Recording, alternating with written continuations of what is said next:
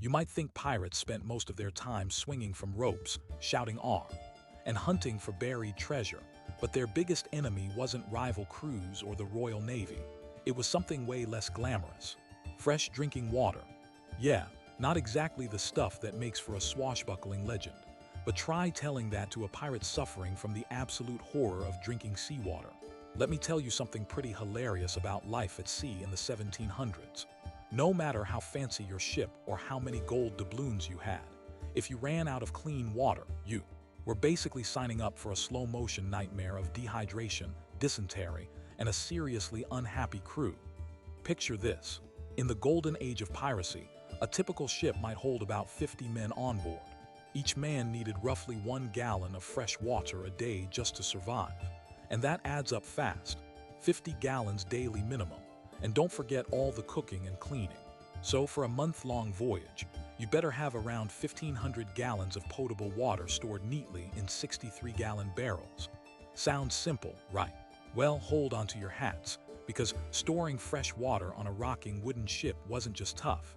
It was a logistical nightmare wrapped in mildew and mold. Water barrels leaked, rainwater collection was patchy at best, and the tropical sun turned stored water into a delightful petri dish of all kinds of stomach-turning bacteria. Now here's the kicker. You might assume pirates just sucked it up and drank seawater when they ran dry. Spoiler alert, that's a terrible idea.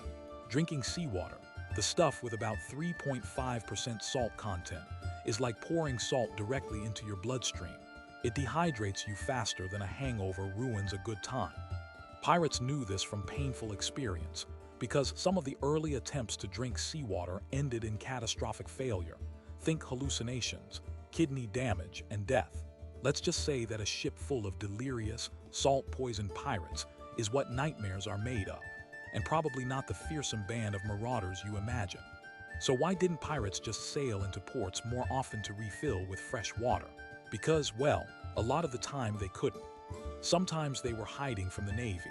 Other times they were in the middle of the vast Atlantic with no land in sight for hundreds of miles, and even when they found islands, the water was often brackish, contaminated, or infested with creepy crawlies.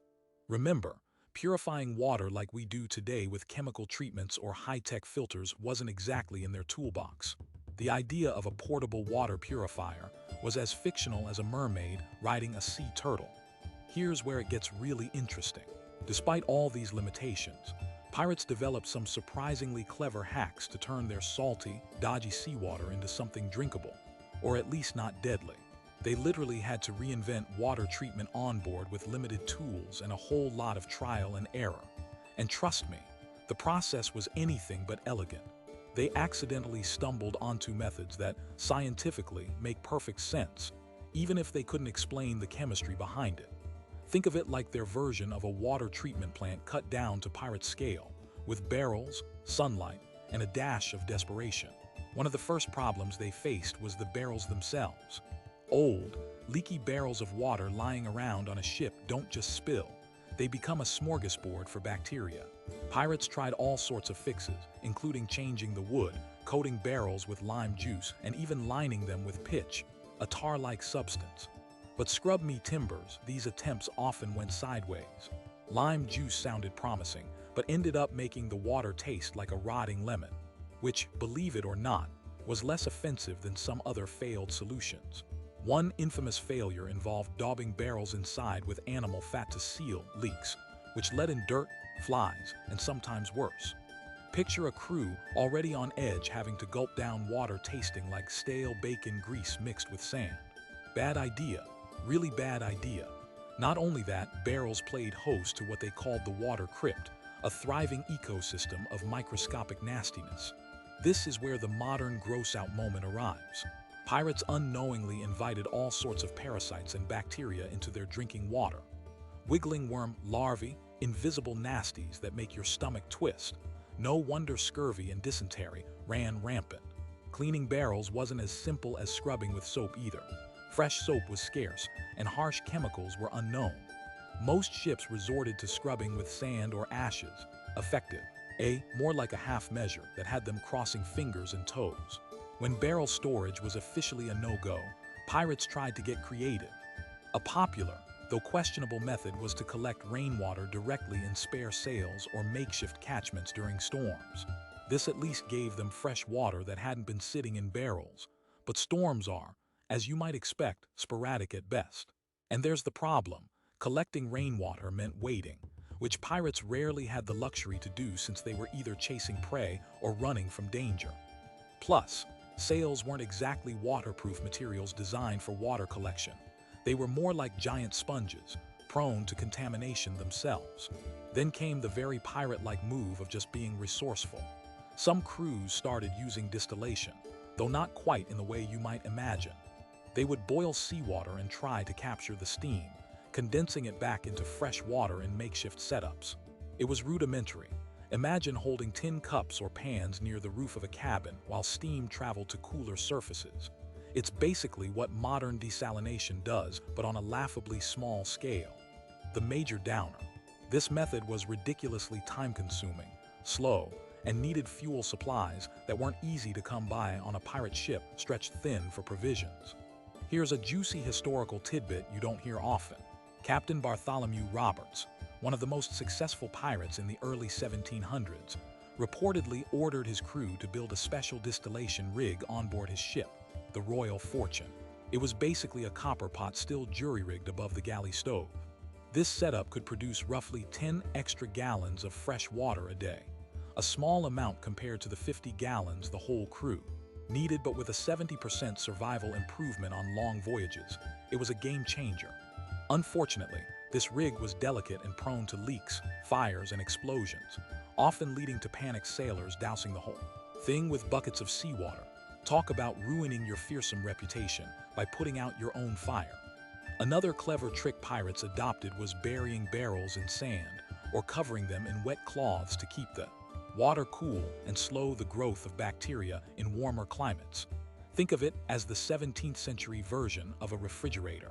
It wasn't exactly running your fridge at 2 degrees Celsius, but slowing down bacterial growth from tropical hot to lukewarm was good enough to keep more pirates from upchucking their dinners over the side.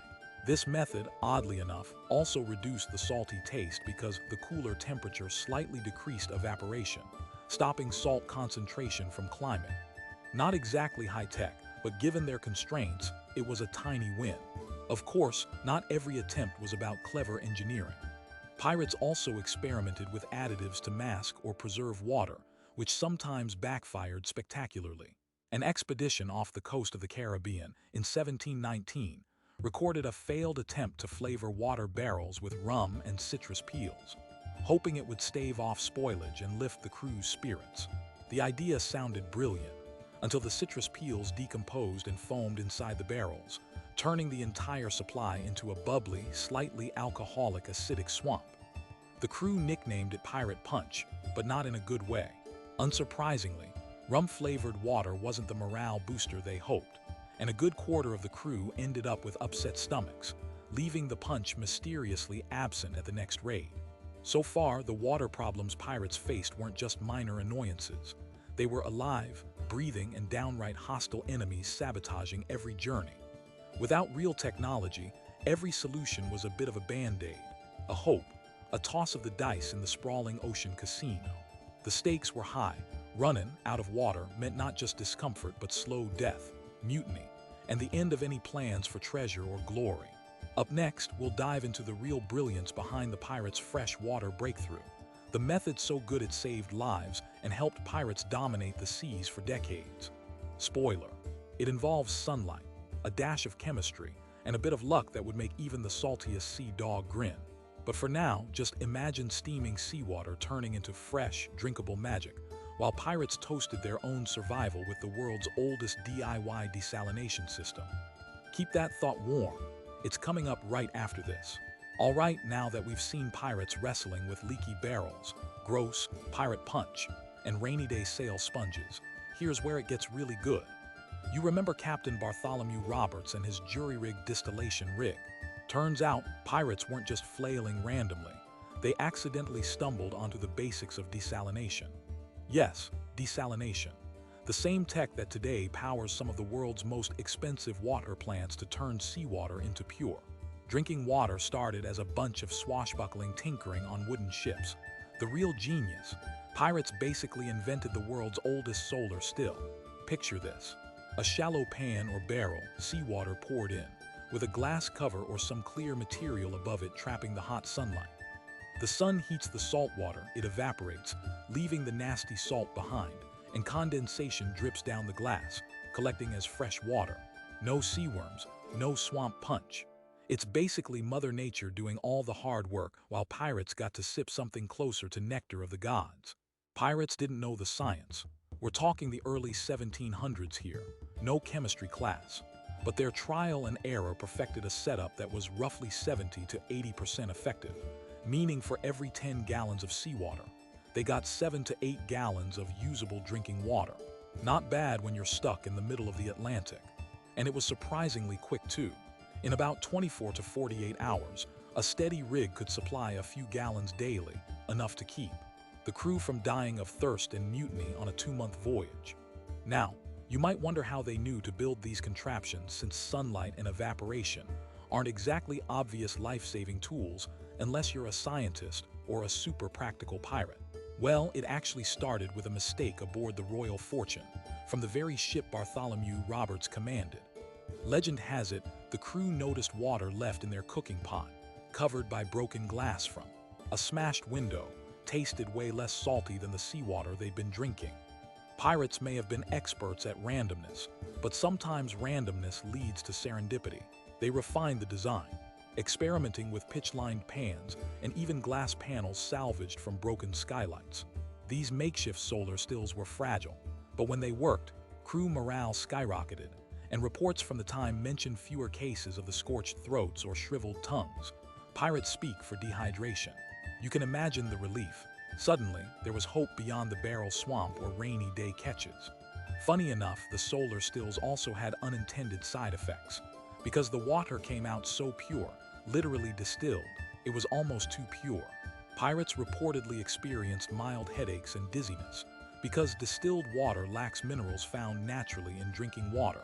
Kind of like switching from a balanced diet to just sugar water.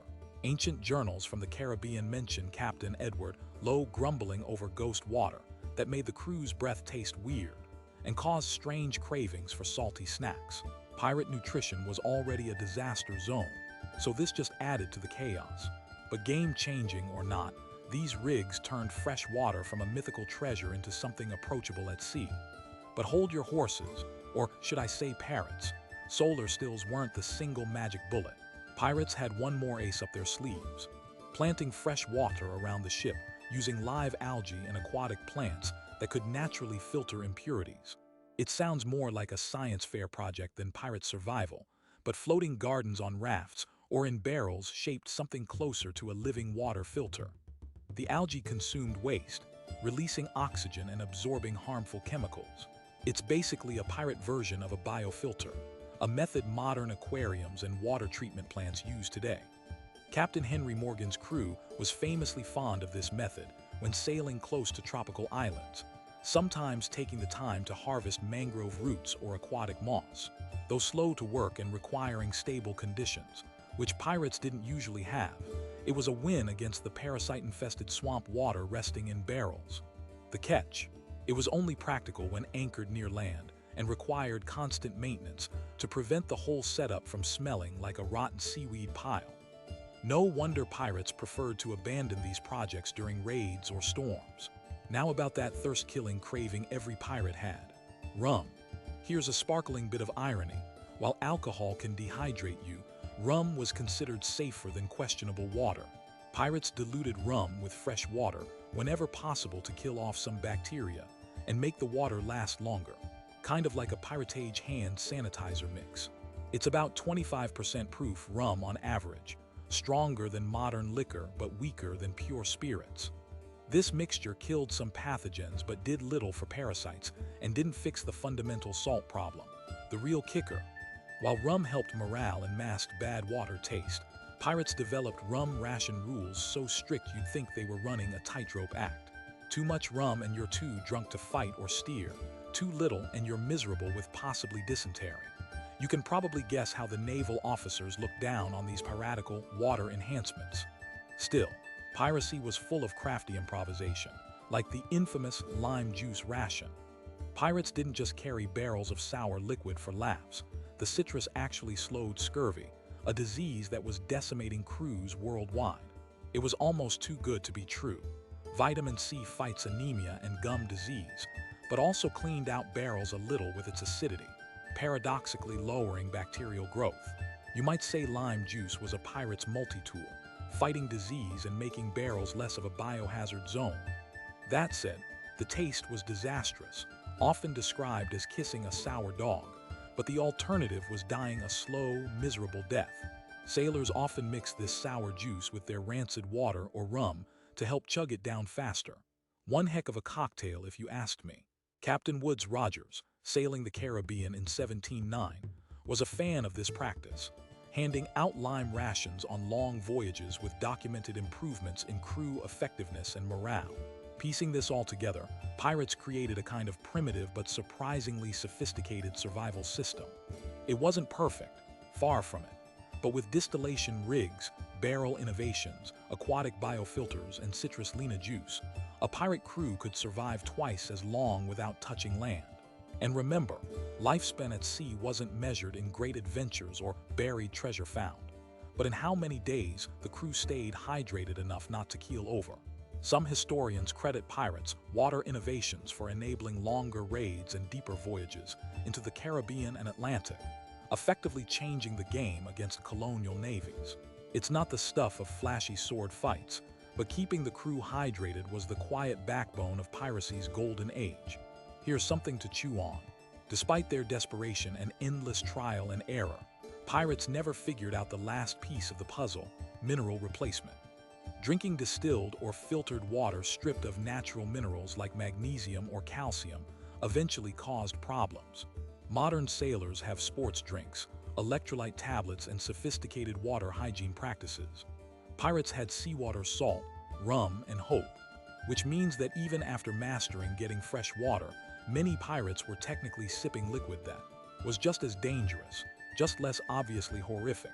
A reminder that even these salty sea dogs were fighting not just the sea, but nature and science while trying to look tough. So next time you picture pirates with cutlasses and parrots, remember the real secret to their survival and success was keeping their throats wet with water so cleverly purified it was basically the 17th century version of a Tesla water purifier. All it took was a copper still, a spot of sun, and a crew willing to taste some sketchy science. Turns out, the scariest thing at sea wasn't the Royal Navy or cursed treasure. It was the simple, relentless struggle against thirst in bad water. And in that fight, pirates were some of history's most inventive, if messy, engineers. Not exactly the legend of sword fights and gold, but way more important nonetheless.